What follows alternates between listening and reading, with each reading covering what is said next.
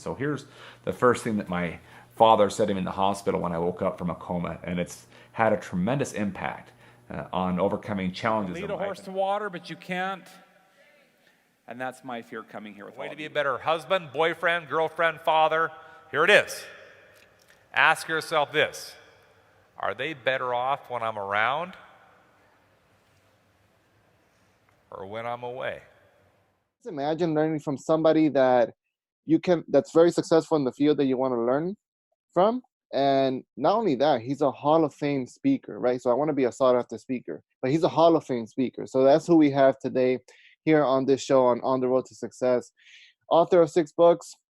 Actually, one of my favorite books right here. Definitely get this if you haven't read this book. It'll change your life. He's a life coach, and he is deeply or madly in love, if you check out his Instagram bio, with Shandell. How are you, Chad? Good. Thanks for having me.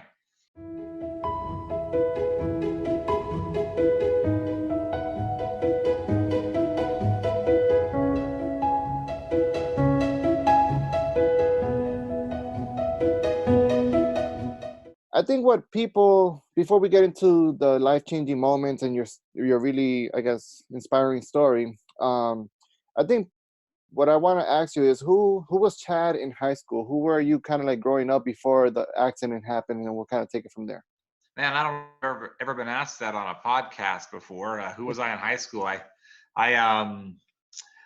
uh, I don't know. I'm the oldest of all my siblings. There's 4 of us total, and so I'm the oldest. I've got 2 younger brothers and a younger sister. And in high school, I don't know. I was athletic.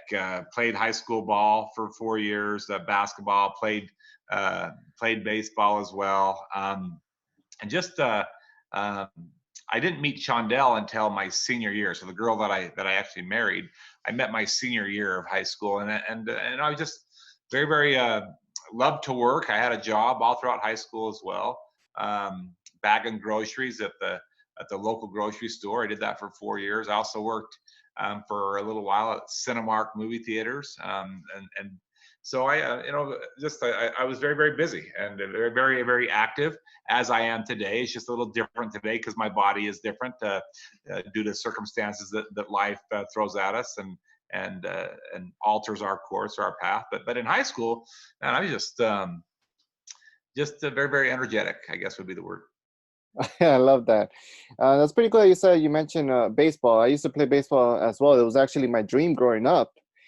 However, it didn't work out for me. Although I did learn a lot. I like to call it my first wife or my first love, right? Because I learned a lot of really cool lessons there, hard work, self-discipline, things like that. And I'm a Yankee fan. Well, who's your favorite team?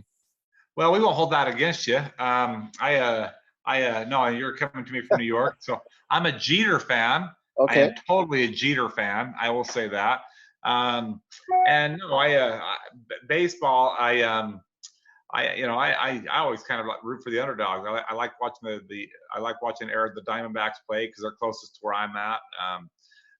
And we're in Salt Lake City, so we don't have a professional baseball team, but our minor league team, they go to the Angels. And so I wouldn't say I'm an Angels fan per se.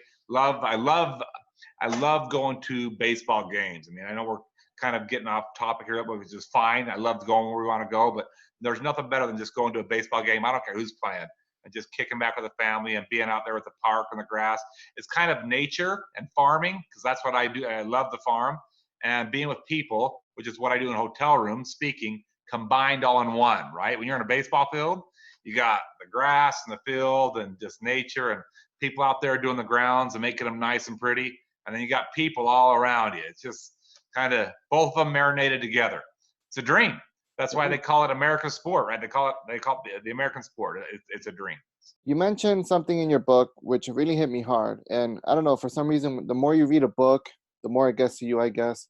And you said, don't wait until you lose something in order for it to be sacred.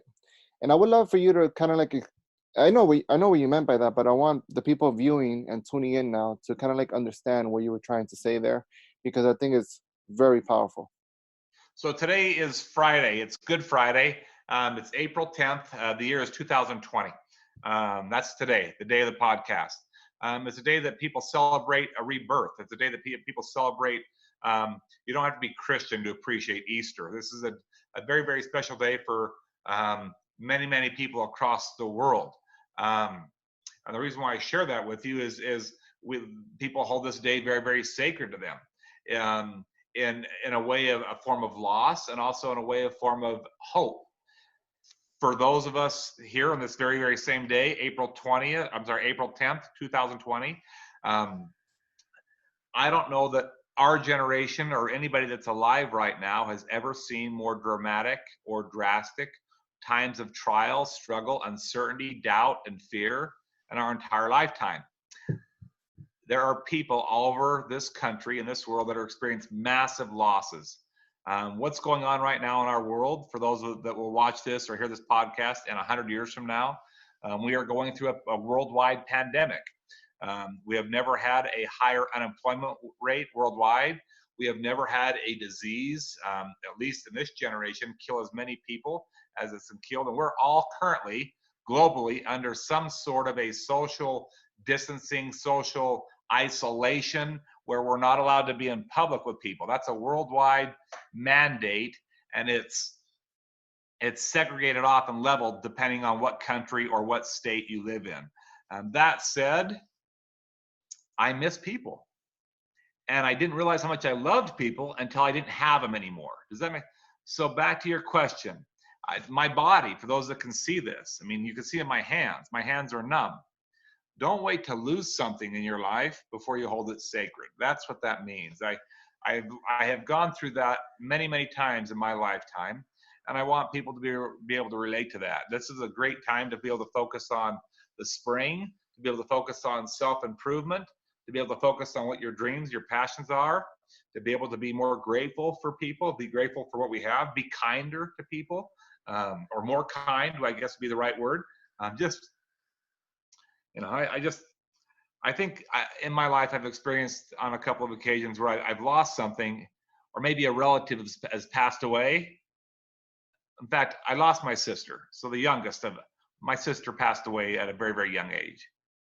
And she had 2 children when she died. And I remember thinking to myself at her funeral, I wish there was more time I would have spent with people. Surely have thought that. Maybe a grandparent. I wish I would have gotten to know my grandpa more. Or maybe a parent. Man, I wish I would have not gotten the argument with I'm not saying that we have to be perfect or not make mistakes, but don't wait to remedy arguments. Right now we're all trying to do extra acts of kindness, and it's amazing how all these good acts are coming about. Where for the last several years in our country, and you know this as well as I do, Carlos, we've killed people because of race, skin color, and religion. We've had school mass shootings. Since this pandemic has taken place, really the only thing that we're seeing that's killing people is the disease, right? COVID. I haven't seen school mass shootings. I haven't seen people walk into grocery stores and start shooting people. But 6 months ago, that was happening every day in our country. Now, people are more focused on other people, and they're not. Does that make sense? You see, it doesn't make sense, but I hope that it's resonating with some people. When it gets right down to it, we become a very, very selfish people, and maybe not so grateful for the relationships that we have, and celebrate the differences. I mean, Carlos, you come from a different ethnicity than I do. What makes you better than me, or me better than you? Absolutely nothing. In God's eyes, or Allah, or Buddha, whatever people call them, we're all kind of the same. So, long-winded answer to that question, but it deserves it because that's a great question, and I think about that a lot. Let's keep the wind going. I love that answer. And just to dig a little deeper to this question or answer, you also talk about in a talk that you gave at a D2D event. You mentioned you were talking about your wife, you and your wife, and that you would never be watching like porn or turning on the TV or paying for something at a hotel room, because your relationship with your wife, and both physically and mentally and emotionally, are sacred. Can you talk about that a little bit? Yeah, I mean, I think in today's world, people take they take that for granted. And remember, it goes back to that saying, it's amazing what you hold sacred when you lose it. I'm numb.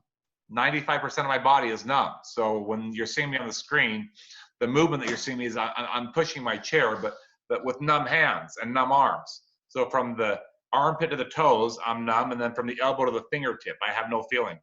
And that's due to an accident that I had where I broke my neck. We're not going to talk about that right now, but so I lost that capacity or that ability, or the ability to have that kind of a physical relationship in that way with my wife. We can't have children anymore. And so as it pertains to your comment about holding things sacred, I guess I feel like if I were to do that in a hotel room where I'm at and watch those different movies, or that would be not just disrespectful, but it would not be holding that part of our relationship sacred. It's got nothing to do with spirituality. It's got nothing to do with religion. It's just she deserves that. She deserves the best and in today's world, the exact opposite's taking place. And then they wonder why their marriage goes to pot, or they wonder why things go south. And it's because perhaps maybe they see things and they think the grass is greener, or they put their spouse in a bad position because of something they watched, right? And so, again, not a spiritual thing, but our women, I mean, since I have met, there's been the Me Too movement. Look at all the celebrities that are now in jail because they decided that it was okay, because of all the money they had, to go out and take advantage of women in our country. People on TV that are now, that have lost, maybe they're not in prison, lost their job because they had something obscene or disrespected women. I can tell you right now, sitting right by me is Leslie, and she has been in my office for several years, and we have a very, very close relationship and a very, very kindred relationship, but our relationship is also very, very respectful. She knows that I'm married and that I'm in love to my wife, and I know that she's married and she's in love with her husband, and she has a wonderful family and I have a wonderful family, and we work within 10 feet of each other when I'm in the office. And we have that. I don't know why other people can't do that in their, in their spheres, in their circles. It's just, even through the way that we talk to each other and the way that we communicate. Does that make sense, Carlos? 100%. And I like that you said I don't know why people can't do that. Well, I had to ask myself that same question, because just a few years ago, I committed an act of infidelity. Not to get into details, because there's no reason to really talk about that. But the important thing that I discovered in myself was that, listen, I got to change. I can't do this. This is not right. I had an intuition that told me not to do it. It was wrong. That was the feeling that I was feeling inside. Don't do this. And I went ahead and ignored it anyways, which then, after all that was over, that storm passed away, it prompted me. It was one of the reasons why I started this interview show, because I said, hey man, I want to learn from people that have great marriages. I want to learn from people that are great entrepreneurs and are killing it out there and are doing great things in the world. So I just wanted I wanted people to know that, because it's important that, okay, if you have done these type of things, you can go and learn from those people that are succeeding. Yeah, you're right. It's never too late to, and just to make it relative, I don't know that there's anybody in that's listening to this right now that hasn't done something wrong in their life in that regard. And so I think it's important for people to realize that it's okay to make a change and to turn around. God bless you for doing that, and commend you for recognizing that and being willing to share with other people, because too many people will sweep it under a rug and move on. And I've never gotten anywhere doing that. And so I think that's commendable. So if you guys thought that this was powerful, I can't wait until I hear what you're about to say right now. You also mentioned entrepreneurs, people that can walk full capacity, people that are like that. They don't have to be sitting in a wheelchair or paralyzed to be they don't have to be sitting on a wheelchair to be paralyzed. Can you please dig into this one? Because I want to hear what you got to say. Yeah, I've met people all over the world that have full function of all their limbs. They've got their hands at their exposure. They have their legs to their disposal. They have got full function of their body. And they're more trapped than I am. And what I mean by that is people that refuse to change with changing circumstances, will find themselves trapped or paralyzed in their own patterns. And you can just look at me, for example. If I wasn't willing to push a wheelchair, let me see if I can.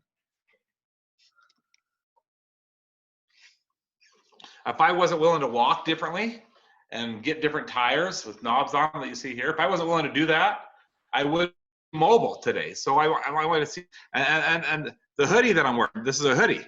There's no buttons right here. There's no buttons.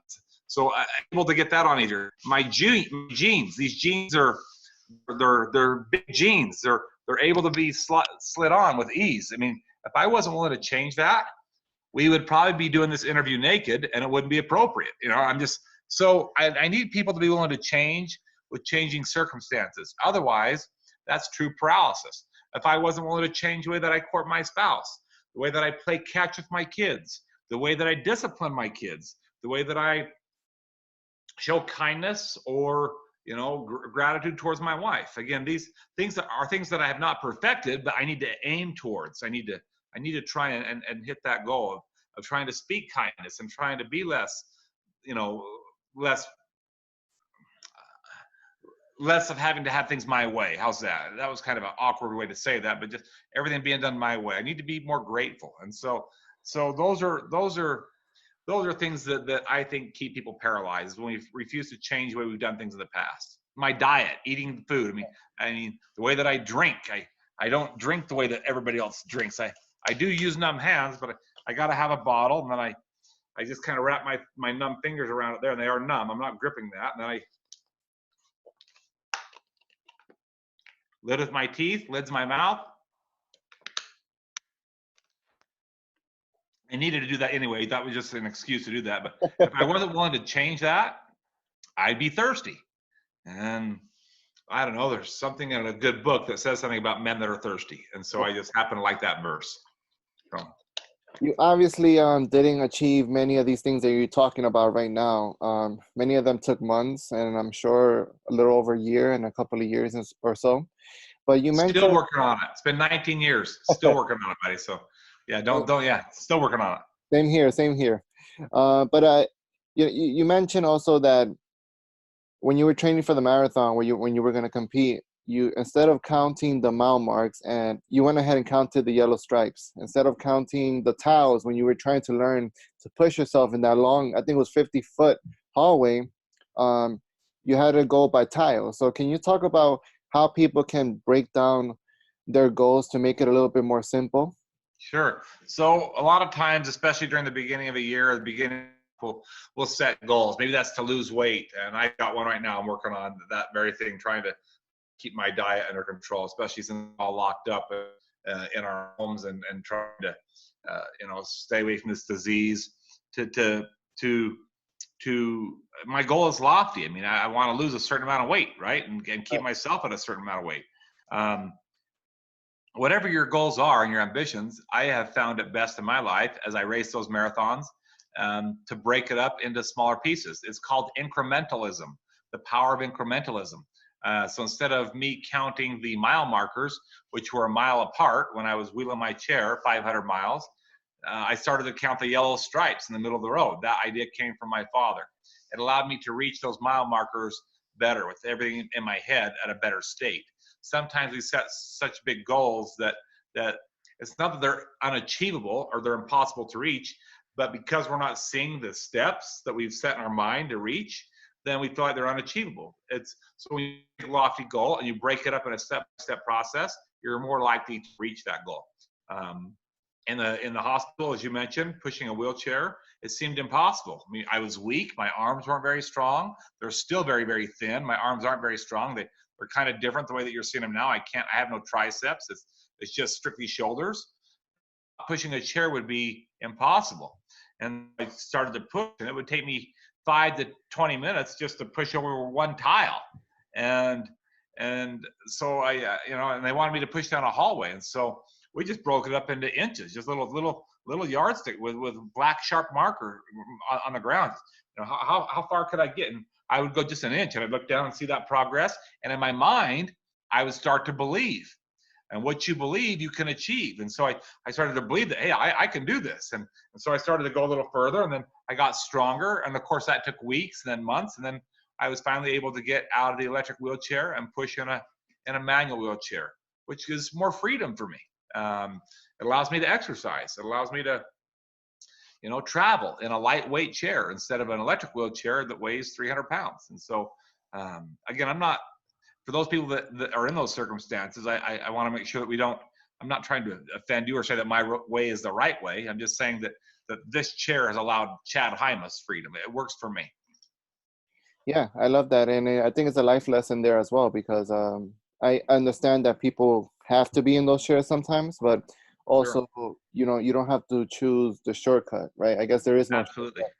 Take Yeah. that road, and don't be afraid of it. Okay.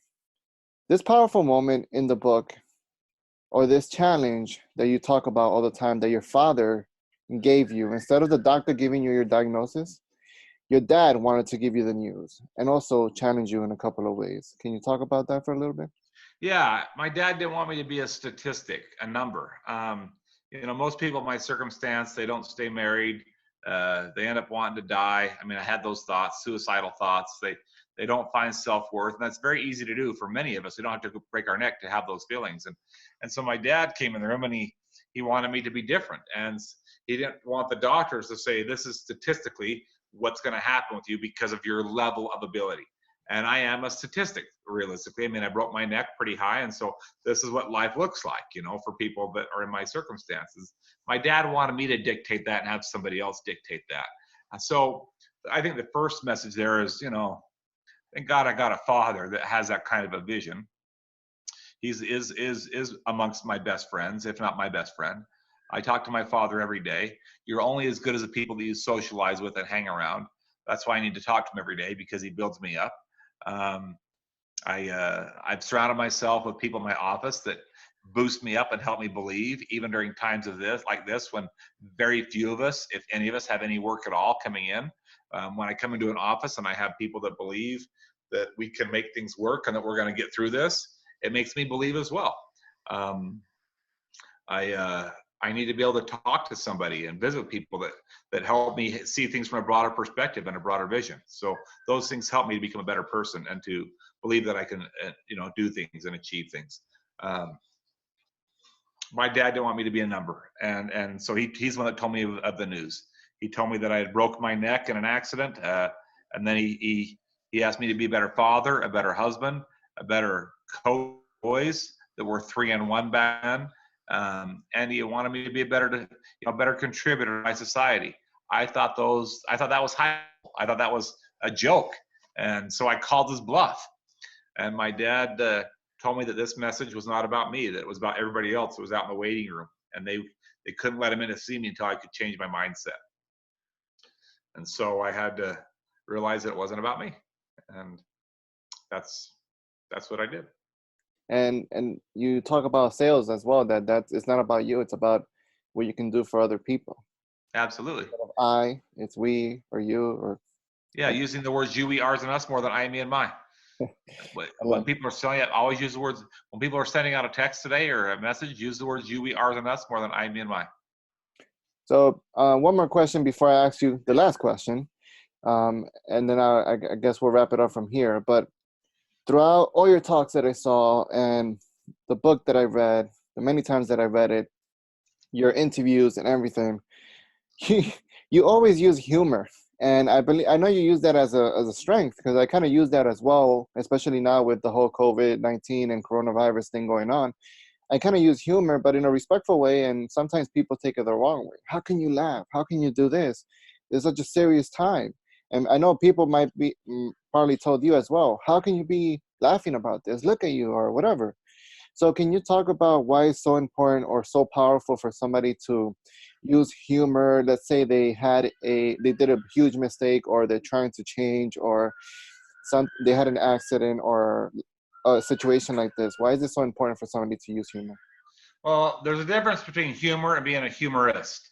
I'm a humorist. I just have to laugh at myself and have to make people laugh, so that I can feel good about me being with the group.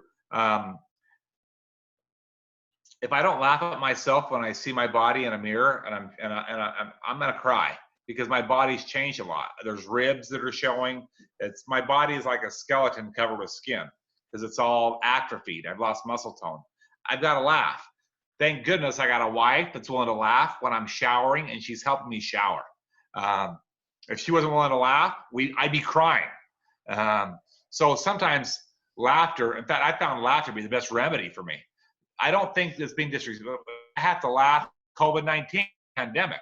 Not to be disrespectful, I just got to find, there's a saying that says men are that they might have joy. Let's find joy in this. Find joy in serving other people, making other people laugh. You see it on the news all the time, every night on most major networks. Their last story of the evening, after they give us all the bad news, they spend 25 minutes giving us the bad news. This killed this many people this day. This many people died this today in New York of the disease. And we get all that news that makes us, and then they end with a very inspiring story that makes us, you smile, laugh. It's an inspirational. They shared last night a picture of a girl playing a violin for somebody. On NBC, they showed a picture of a young kid, a Boy Scout, playing a trumpet at the Veterans Hospital. So the veterans could all hear his trumpet in respect, playing the anthem. It was unreal. It was inspirational. And it brought smiles to people's faces. That's what humor does. And I think it's the greatest drug in the world. And so when I speak in front of audiences or when I do videos or share podcasts, gotta laugh. I mean, gotta smile. There's too many reasons too many reasons that would alter that course as to why we wouldn't smile. And so I just think that we need to find joy in that. Find joy in our challenges. Agreed. Otherwise, the alternative is called depression. Never was happy with that. Agreed. Thank you for sharing that. So last question, guys. We made it through. I'm excited, and this has felt like 5 minutes. But I wanted to ask you, I guess, a selfish question here, and for anybody else pursuing these careers. Is there any advice or input? I know that we don't know each other, and obviously we haven't spent any time together. But as somebody that wants to build a speaking career and become a best-selling author and sought-after speaker, what would you recommend someone like that to do or to remember or whatever? Exactly what you're doing. Journalize, document, podcast, share your messages with the world like you're doing right now. Get the podcast out on Spotify, out on those different channels, and find your truth in your message and just start sharing with people and let people know that's what you do. And those doors will start to open. Those windows will start to open. I think you're doing the right thing. Thank you. Everybody, thank you so much for tuning in. If you're watching this, I want to thank you. Leave a comment in the comment section, whatever platform you're watching this on. But Chad, if you want to just share real quick where people can find you, any events, websites, social media, stuff like that they can connect with you, and we'll wrap it up from there. Oh, they just Google my name and go to YouTube. You can see the videos there. It's Chad, C-H-A-D, Hymas, H-Y-M-A-S. If you Google that, you'll see our content and what we share with people around the world. And hope that you find purpose and passion with that, and that it helps somebody in your family. That's awesome. Thank you so much, Chad. Appreciate Thanks for having me. Take care, Carlos. Thanks, buddy. Take care. Bye. Bye.